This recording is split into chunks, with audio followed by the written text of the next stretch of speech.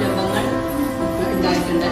അതോടൊപ്പം തന്നെ ഇപ്പോൾ വീട്ടിലേക്ക് ആവശ്യമായ കറിപ്പൊടികൾ, പിന്നെ അതുപോലെ ബ്യൂട്ടി പാർലറുകൾ, തുണിക്കടകൾ, പിന്നെ അതുപോലെ സ്റ്റിച്ചിങ് സെൻറ്റർ 6 സ്റ്റിച്ചിങ് സെൻറ്ററുകളുണ്ട്. ഇപ്പോൾ ഒന്നുകൂടി നമ്മുടെ വിളയൂർ സെൻറ്ററിൽ നമ്മുടെ ശശികലയും സുചിത്രി കൂടിയിട്ടാണ് ഇവിടെ ഈ ഒരു നല്ല സംരംഭം തുടങ്ങിയിട്ടുള്ളത്.